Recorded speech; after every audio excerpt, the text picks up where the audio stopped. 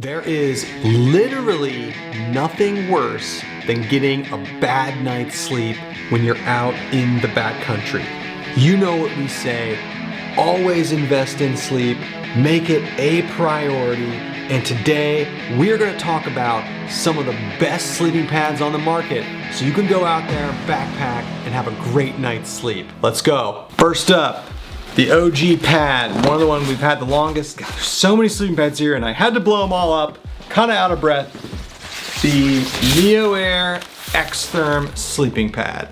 This is obviously primarily a cold weather sleeping pad, so for the context of this discussion, this is only going to be needed for someone who's doing winter backpacking. This pad is so warm. I can't even describe how warm it is.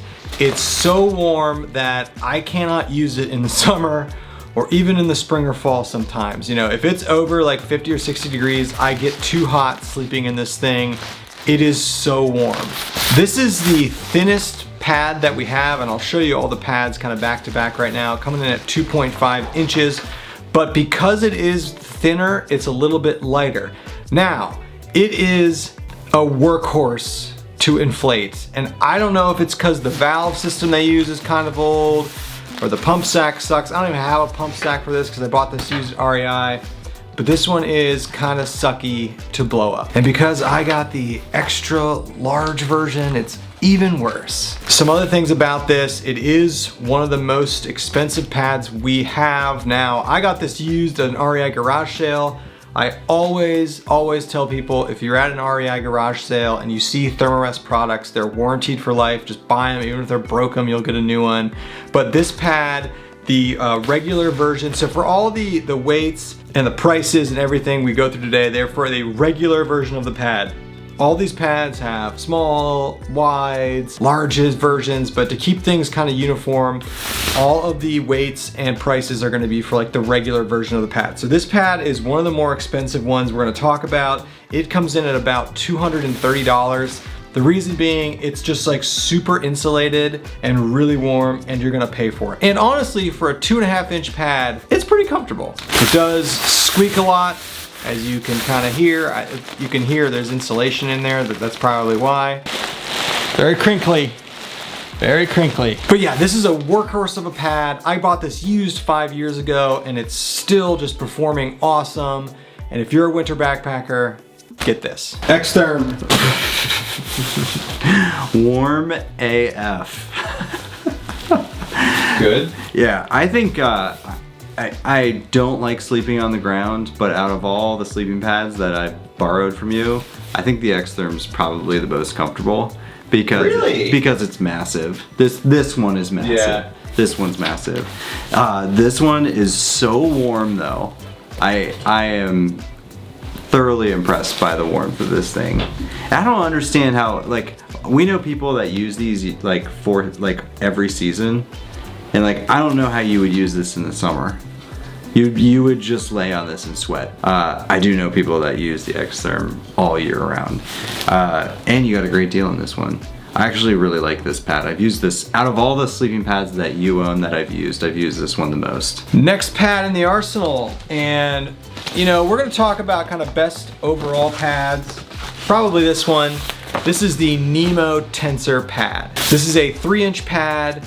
It comes in at about 180 for the non-insulated version, 200 for the insulated version. This is the insulated version, and it weighs 20 ounces for the non-insulated version and 22 ounces for the insulated version, so heavier than the X-Therm. This pad I have, between me, Andy, and a few other people have used it, I've got almost 60 nights, I went back and calculated, almost 60 nights of use out of this one pad. That's awesome. Workhorse of a pad. It is the most comfortable, I would say, out of all the pads I have. I like this fabric they use. It's also, it's not very loud. Not too bad. However, one thing to note is they do use, I believe, a 20D fabric on this, which is a lot lighter of a fabric than the Thermarest pad, so I do baby it a lot. Oh, a little secret on this pad too.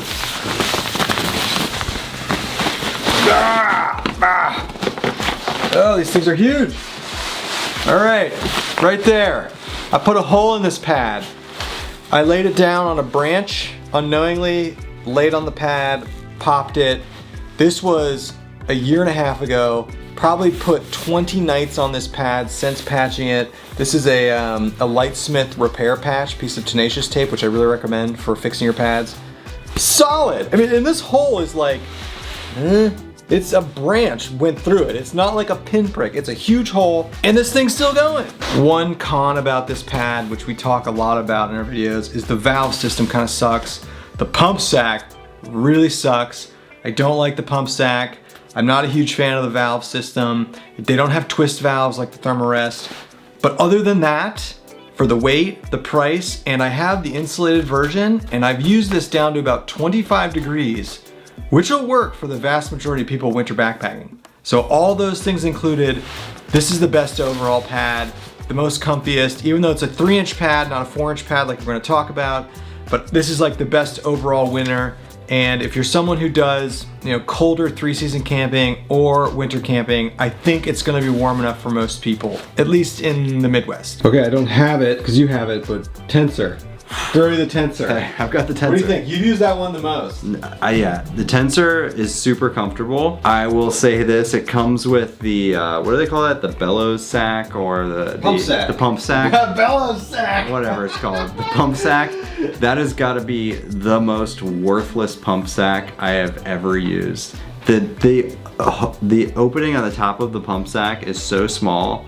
It is a terrible design. Like, Nemo, what the heck are you thinking with that? Like, who is sitting around in like the R&D room being like, let's make it this big? Yeah. Like, are you serious? Like, what?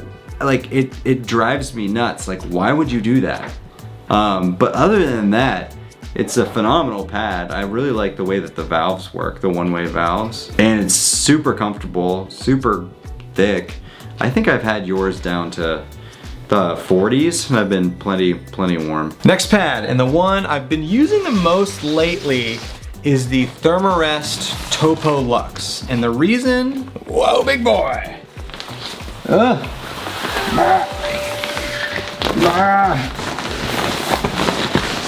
my God. So many pads. The reason I use this one a lot now is because it's a 4-inch pad. However, I'm gonna talk a little bit about 4-inch pads. So the Tensor is a 3-inch, the X-Therm's a 2.5-inch, the other pad we're gonna talk about, the Neo or X-Lite, is a 3-inch. This is a 4-inch pad.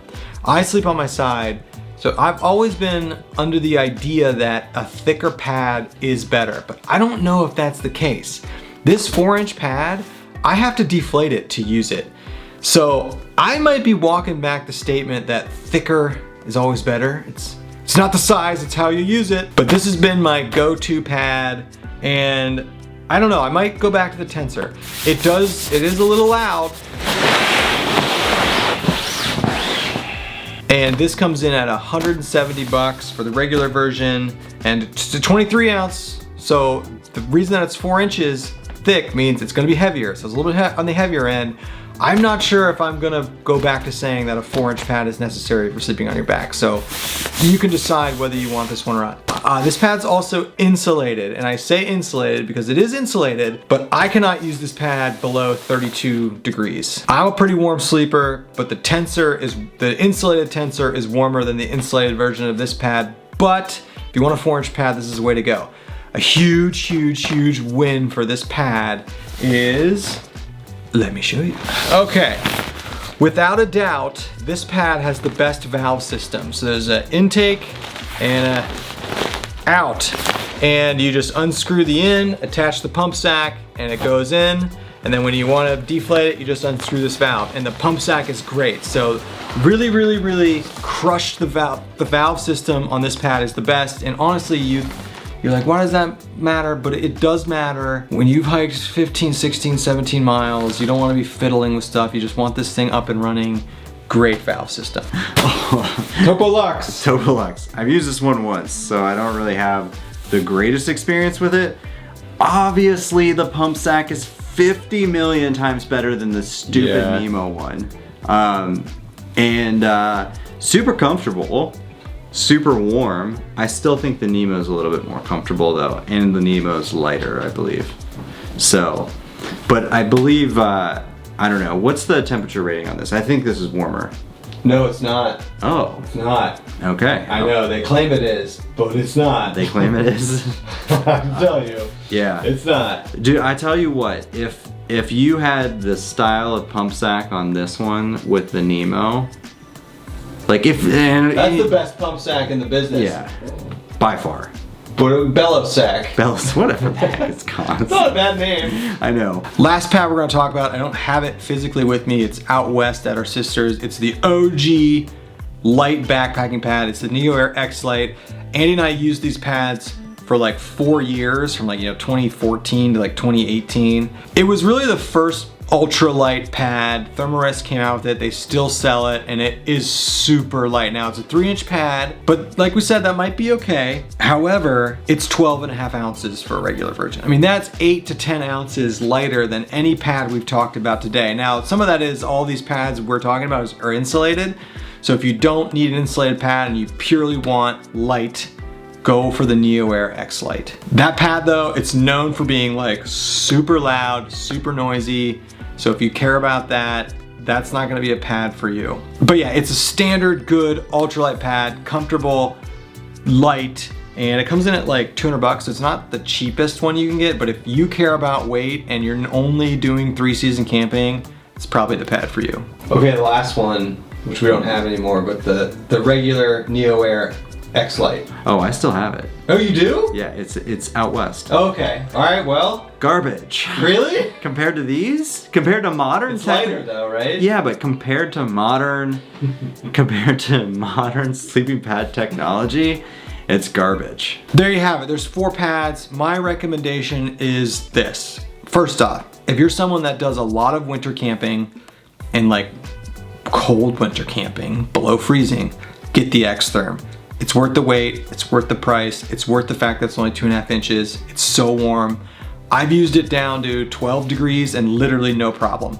So if you're a winter backpacker, get that one. The best all-around pad out of all these, I still think, is the Tensor. It's a little fragile, you gotta baby it, but for the price, for the weight, for the fact that you can get the insulated one at that price point, I think it's the best and the most comfortable. It just sucks that they got those valves on there, but whatever. If you're someone who's a dedicated side sleeper and you need the thickest pad you can get, I would go with the Topo Luxe, assuming you don't do any camping below freezing. If you're doing any camping below freezing at all, or you want a pad that's capable of going below freezing, you gotta get the Tensor or the X-Therm. I would say get the Tensor. But if that's not the case, and you need a super thick, super plush pad, and you don't care about weight because this pad is the heaviest, go with the Topo Luxe. Lastly, if you're someone who is never gonna go winter camping and you care the most about weight, get the X Lite. So pretty simple, pretty straightforward recommendations. All right, that is it. A lot of sleeping pads. I'm still winded from blowing them up, but we'll see everybody on the next one. Bye-bye.